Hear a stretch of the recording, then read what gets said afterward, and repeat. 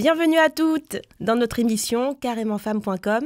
Nous sommes très heureuses de vous retrouver pour ce 3e dimanche de carême. Déjà, nous allons être honnêtes avec vous. Ayant tourné ces émissions courant janvier, tout début février, nous n'avons aucune idée de l'impact qu'elles auront et qu'elles ont actuellement sur vous. Mais une chose est sûre, nous avons été vraiment bénis et nous espérons que vous, de votre côté, dans votre voiture, dans votre salon, que vous recevez beaucoup de choses bénissantes pour vos vies. Vous pouvez nous retrouver sur notre site carémentfemme.com et également sur les réseaux sociaux où nous vous attendons nombreuses. Donc nous allons rentrer dans le vif du sujet avec le texte de l'Évangile qui est sur la colère. C'est un texte qui relate la colère de Jésus qui chasse les marchands du temple. Alors, Juliette. Je ne comprends pas pourquoi tu me regardes. Je ne vois pas pourquoi tu me regardes. Non, je ne suis pas là. On sait des choses. Juliette, tu voudrais bien nous partager ton petit témoignage? Je veux bien vous partager parce que c'est vrai que pour moi, la colère, c'est une émotion que j'ai souvent. Je crois que malheureusement, c'est un peu un héritage paternel. Et c'est pas rigolo de se mettre en colère souvent. Et en fait, on est souvent un peu... dépassé par sa propre colère, et pas plus tard que ce matin. Voilà, tout allait de travers. Ma fille avait un panari, du coup mon fils a cru aussi que lui aussi il avait un panari. Ça s'est emballé et moi j'étais stressée parce qu'il y avait le tournage et que j'avais plein de choses à penser. Et du coup je me suis mise en colère contre l'un, contre l'autre. Je pense que mon mari a pris aussi pour lui. Et du coup la colère, voilà, c'est vraiment un sujet que je connais bien, mais que j'essaye de travailler. Et je trouve que c'est intéressant, pendant ce temps de carême, de réfléchir justement à ce sujet qui peut être, qu'on peut considérer comme un défaut, mais qui est d'abord une émotion qu'on vit. Et moi, j'ai à cœur, en tout cas, de la travailler. Et j'ai remarqué une chose qui m'a beaucoup aidée, c'est que la colère, c'est une deuxième émotion, c'est-à-dire que souvent, il y a un élément avant, un sentiment d'injustice ou de tristesse. Et en fait, la colère, elle prend le dessus. Et en fait, il s'est passé quelque chose avant. Et ça m'a aidé aussi à comprendre pourquoi je me mettais en colère. C'est aussi souvent quand j'atteins mes limites, en fait, que je me mets en colère. Voilà. Et je trouve que c'est important de se connaître pour ensuite pouvoir agir et réagir d'une manière plus adaptée plutôt que dans l'agressivité. Voilà. Donc, moi, j'ai envie, pendant ce temps de carême, de prendre ce sujet et de cheminer avec le Seigneur pour qu'il m'aide à trouver des solutions pour m'apaiser et ne pas faire peser ma colère sur les autres. Et je dirais aussi, j'avais envie de souligner que c'est parfois l'extérieur qui nous renvoie notre colère et qui nous montre le fait qu'elle soit gênante. Et je pense à mon mari, par exemple, qui m'a souvent repris sur cette colère.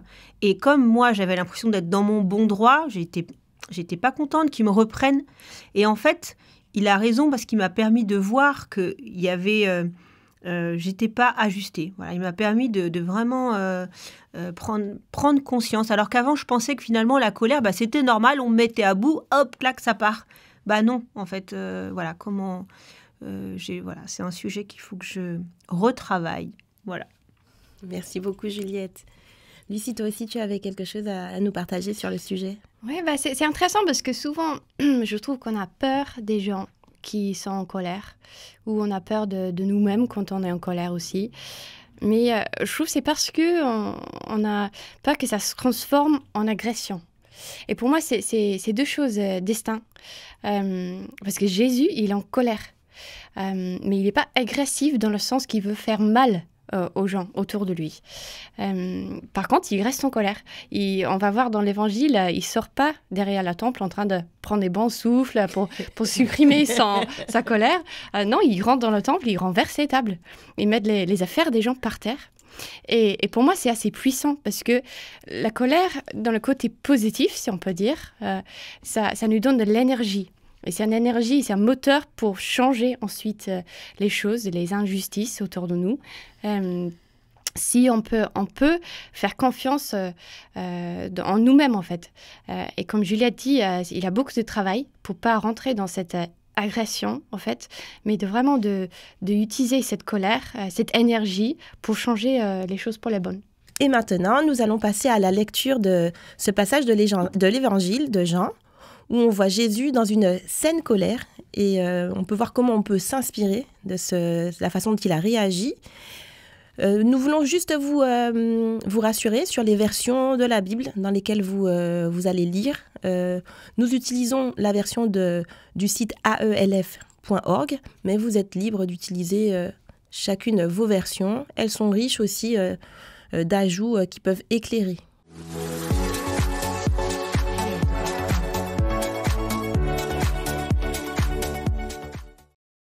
Évangile de Jésus-Christ selon saint Jean. Comme la Pâque juive était proche, Jésus monta à Jérusalem. Dans le temple, il trouva installés les marchands de bœufs, de brebis et de colombes, et les changeurs.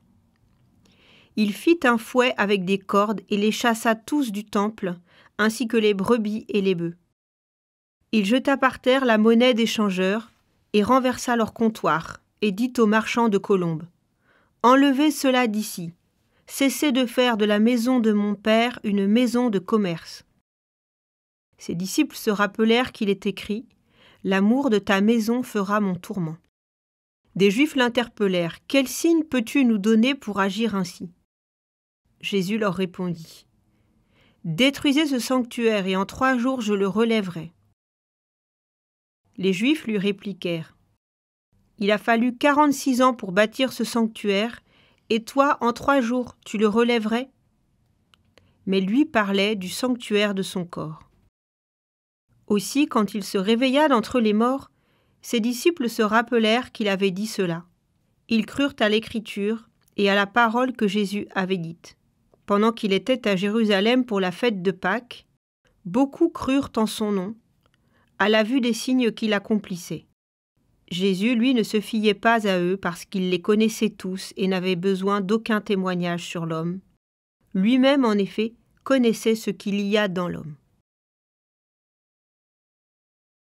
Voilà, après ce temps de lecture, nous allons nous retourner vers Paris où Aurélie est en direct avec le père Philippe Marcet pour nous décoder un petit peu cet évangile qui est vraiment interpellant.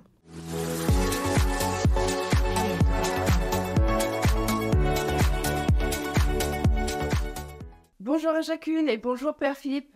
Bonjour. À nouveau pour partager une tisane avec vous et vous poser pas mal de questions autour du texte des vendeurs du temple. Voilà, donc Jésus chasse les vendeurs du temple et il dit des phrases hyper mystérieuses du style « L'amour de ta maison fera mon tourment ».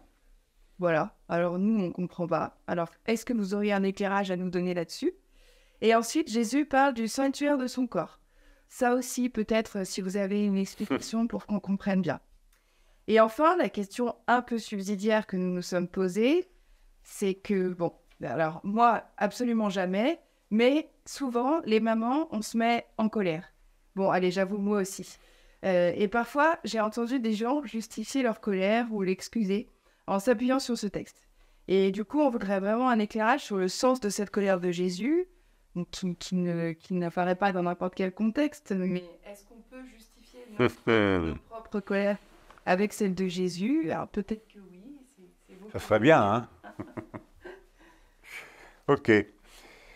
Alors moi, j'ai remarqué dans ce texte qu'il y a une expression qui revient une seule fois, mais elle revient dans un autre évangile qui est aussi écrit par saint Jean, c'est « la maison de mon Père ». Donc, ne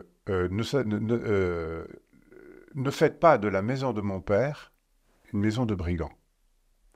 Et à 12 ans, Jésus avait dit à Joseph et Marie, « Ne saviez-vous pas que je dois être à la maison de mon Père ?»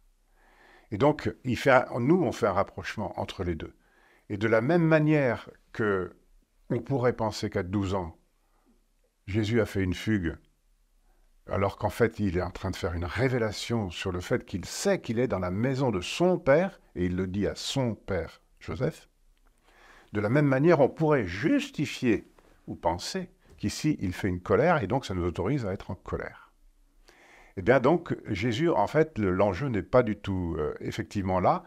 L'enjeu, c'est que les deux moments où Jésus parle de la maison de son Père, ce sont des enseignements sur lui-même, sa résurrection et sa divinité.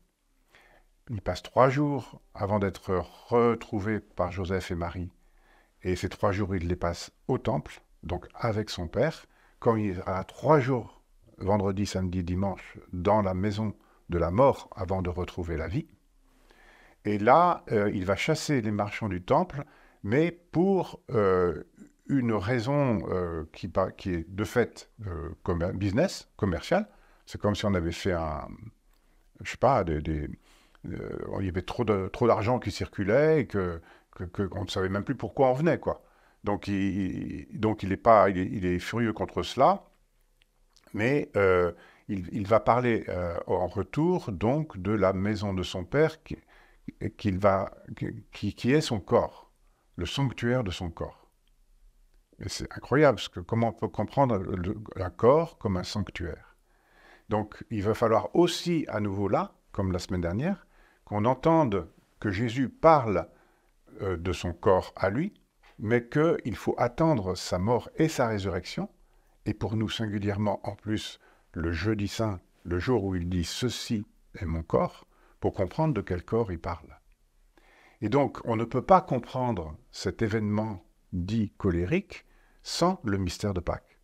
Et en fait, vous voyez, chaque dimanche, c'est comme une pierre qui nous fait avancer pour mieux comprendre ou comprendre autrement vers quoi nous marchons. Le temps du carême n'est pas un temps d'ascèse pour l'ascèse, c'est un temps de recentration sur le mystère pascal. Et de la même manière que Jésus ne pourra être identifié comme fils de Dieu que lorsqu'il sera ressuscité, de la même manière nous pouvons identifier son corps que lorsque son corps il l'aura donné. Et ce corps donné le vendredi saint va devenir dans le temps de l'Église le corps eucharistique et va devenir aussi dans notre histoire humaine le corps ecclésial. C'est-à-dire que l'Église est le corps du Christ prolongé, pour qu'à travers ce corps du Christ prolongé, la parole du Christ et les sacrements que le Christ a donnés puissent continuer à nourrir les hommes. Voilà, donc tout cela nous renvoie au mystère pascal, et que la totalité de cette démarche de carême est centrée sur Pâques. Amen. Eh bien, merci beaucoup, Père Philippe, de nous aider à cheminer. Et je vous propose de nous retrouver très vite pour un prochain épisode du Décodeur. En attendant, bonne suite de carême à tous et à vous le studio. Merci Aurélie, merci Père Philippe pour cet éclairage. Nous passons maintenant à un retour au plateau, partage sur la façon dont cet évangile nous a parlé à chacune.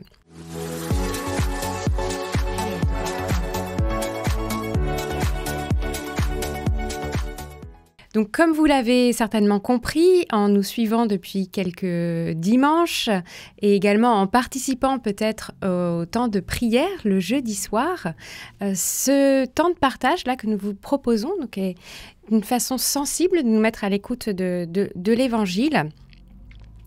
Voilà, en retenant un mot ou en faisant parler nos sens également, et un fruit. Je laisse la parole à Lucie. Merci. Moi, aujourd'hui, j'étais très touchée par... il les chassait tous du temple. Parce que je me dis, quand même, il fait bien le travail, Jésus. Il laisse pas la moitié, il rentre pas faire une petite scène et il ressort. Comme parfois, moi, je peux faire quand je suis un peu remontée sur une injustice.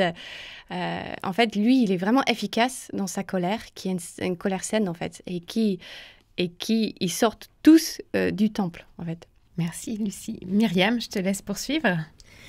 Eh bien moi, ce sont 2 mots. À la fin, les disciples, les personnes qui disent qu'ils ont vu les miracles et donc ils ont cru. Et donc le parallèle m'intrigue puisque on dit après que Jésus il s'est dit moi je connais les cœurs. Et je me dis voilà, il y a un intérêt donc à croire sans voir. Eux ont vu donc ont cru et qu'on puisse faire attention à croire, même si on n'a pas vu. Merci Myriam. Juliette? Alors moi, ce qui m'a touchée quand j'ai lu ce texte, c'était le mot « la maison de mon père ». Je pense à Jésus, en fait, qui parle de son père. Et ça m'a remué, parce que moi aussi, donc j'ai un père. Et ça m'a fait penser à cette affection qu'on a pour son père, ou parfois qu'on n'a pas d'ailleurs, ce qui peut être une grande souffrance.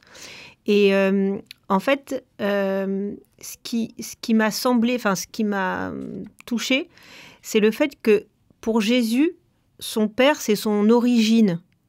Et pour nous aussi d'ailleurs, notre père, c'est notre origine, c'est nos racines.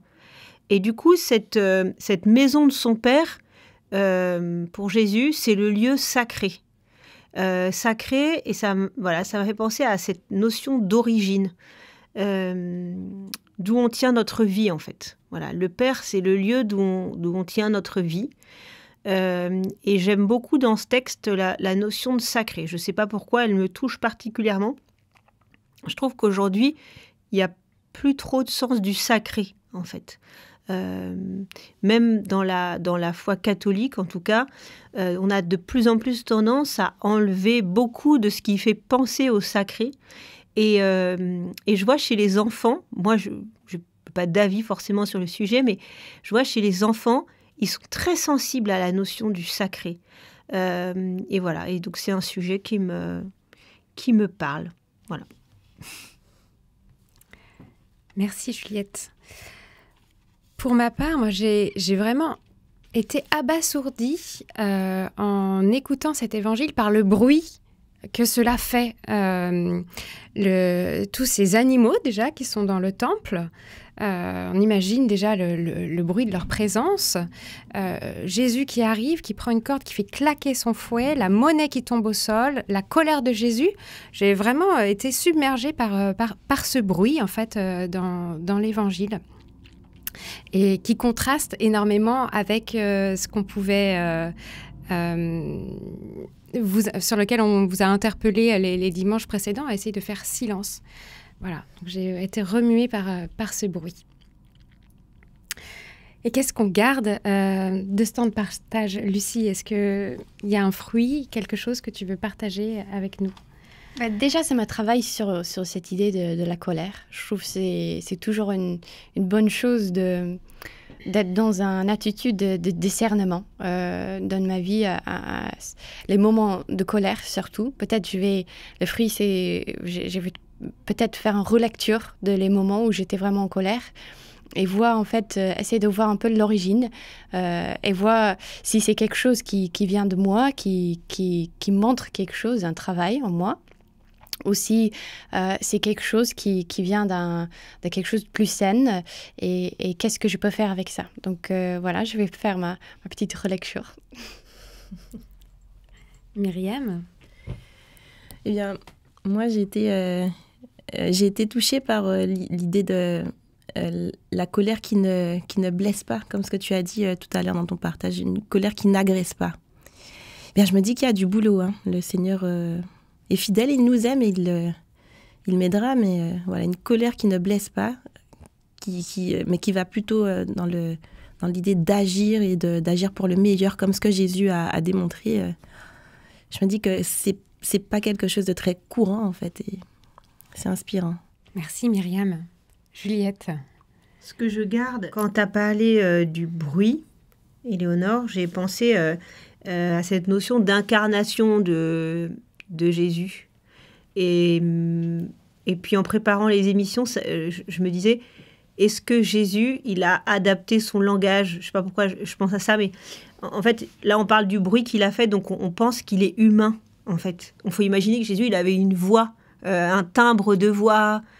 C'est pas si facile à réaliser. Et donc, quand tu as parlé du bruit de cette scène, ça m'a vraiment... Voilà, je garde la notion que Jésus, c'était un être humain. Il était 100% homme, 100% Dieu. Et ça, c'est quand même... Il y a de quoi méditer, quoi. Et je me suis demandé, ce que je disais tout à l'heure, je me suis demandé tout à l'heure, est-ce que Jésus, s'il était venu là à notre table, dans notre époque, quel langage il aurait eu par rapport à son incarnation? Parce que parfois, là, on utilise des mots un peu, pas forcément très, je sais pas, protocolaires. Est-ce que Jésus, lui, pour s'adapter à notre monde, il aurait utilisé des mots adaptés aux jeunes ou adaptés à telle population? Voilà, je me posais cette question. Et tout ça, pour moi, c'est dans le mystère de l'incarnation. J'aurais la réponse là-haut, je crois. Mais en tout cas, ça me touche qu'il se soit incarné. Ouais, ça me touche. Merci. Moi, j'ai envie de vous remercier pour ce temps de partage que l'on fait, pour cette méthode, entre guillemets, où on essaye de ressentir vraiment de façon physique cet évangile, d'essayer de le vivre. Je sais qu'à chaque fois que j'ai eu l'occasion de vivre comme ça des partages d'évangile, quand je les réentends, je les vis totalement différemment. Et par ce parcours de carême, j'ai l'impression que mon carême ne sera plus jamais le même. Voilà, donc merci à chacune d'entre vous parce que ça rend les choses très différentes. Merci, Éléonore. On passe à la suite. Quelle piste, Juliette, allons-nous garder cette semaine pour enrichir nos réflexions?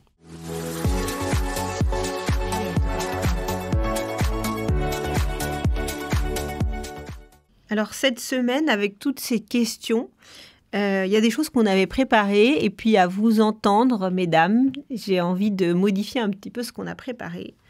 Notamment par rapport à la colère. Peut-être que chacune, on peut réfléchir à ce qu'on fait de notre colère et à la décortiquer un petit peu et à regarder qu'est-ce qui nous met en colère pour essayer de la transformer, de la modifier, de laisser le Seigneur surtout venir bénir ce qu'il y a de bon et ce qu'il y a de mauvais dans cette colère, de nous aider à distinguer.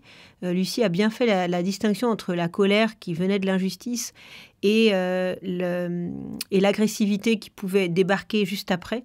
Et je trouve que ce serait vraiment un bon axe de réfléchir là-dessus parce qu'on est toutes touchées par notre colère. Alors certaines d'entre vous ne sont pas colériques, mais en fait elles ont une colère rentrée. Personne n'échappe au sentiment, à l'émotion de la colère.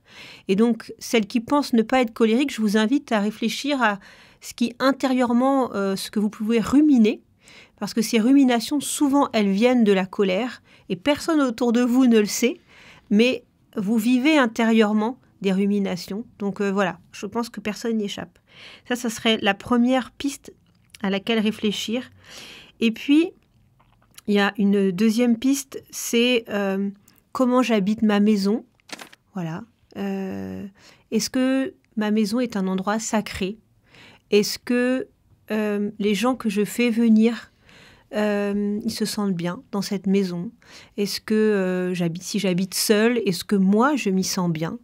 Voilà, de réfléchir un petit peu à notre habitat. Est-ce que l'Esprit Saint habite notre maison? Qu'est-ce que ça veut dire? Est-ce qu'il y a des objets qui sont gênants dans ma maison? Et donc pour le troisième point, j'avais envie de repartir de la phrase, mais lui parlait du sanctuaire de son corps. Et notre corps, nous les femmes, c'est pas une petite affaire.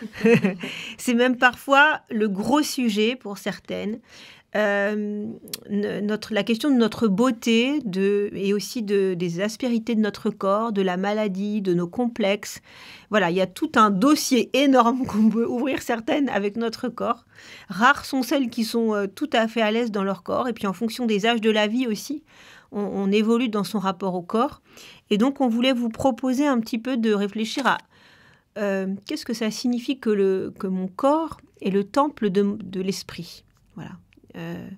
Et Éléonore va nous proposer du coup des choses concrètes au sujet de notre corps.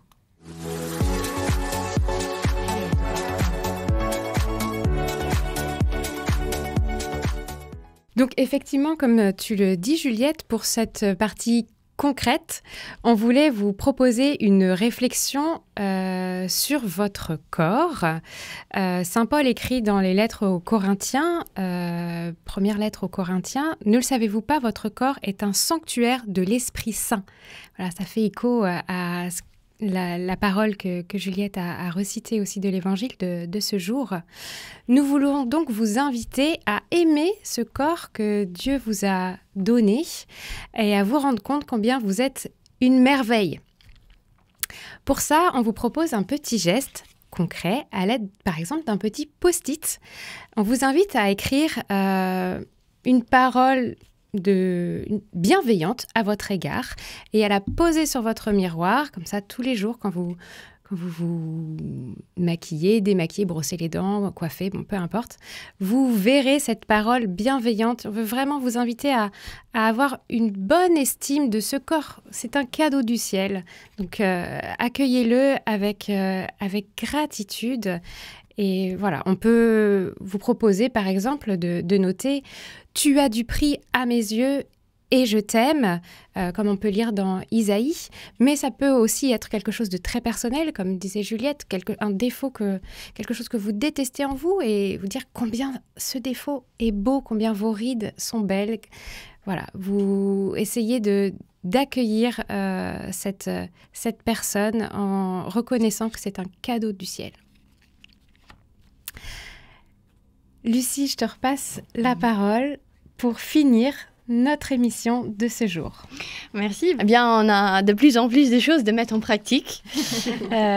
Tu fais bien nous travailler, Eleanor. Merci pour ces petites idées, des gestes concrets. Voilà, les petites choses pour la semaine. L'idée de post-it, ça me plaît bien. Merci à chacune pour ce partage. Merci à vous qui nous écoutent dans cette émission, qui nous suivent dans les réseaux sociaux. Vous êtes de plus en plus nombreuses à nous rejoindre. Donc, rendez-vous jeudi soir, comme d'habitude, pour notre partage hebdomadaire. N'oubliez pas de vous inscrire, surtout si vous nous rejoignez aujourd'hui pour la première fois. Vous êtes bienvenus en cours de route, c'est jamais trop tard. Donc, inscrire sur le site Carême en Femmes, donc pluriel.com, ou via les réseaux sociaux pour recevoir le lien visio. Eh bien, nous terminons cette émission par la prière, comme toujours. Donc, on est toutes unies devant notre Père. Seigneur, il est bon que nous soyons ici pour prendre le temps de t'aimer. Seigneur, je te rends grâce pour la vie que tu m'as donnée, pour mon corps que tu m'as confié, pour tout ce que je vis avec toi. Aide-moi à aimer mon corps malgré ses imperfections et ses blessures. Aide-moi à m'accepter tel que je suis. Avec toi, je veux m'écrier quelle merveille je suis. Esprit Saint, viens habiter en moi, que mon corps et tout mon être vivent par toi. Renouvelle-moi de tes dons, que je puisse rayonner dans mon foyer, auprès de mes proches et dans le monde de ta présence. Merci Seigneur. Amen.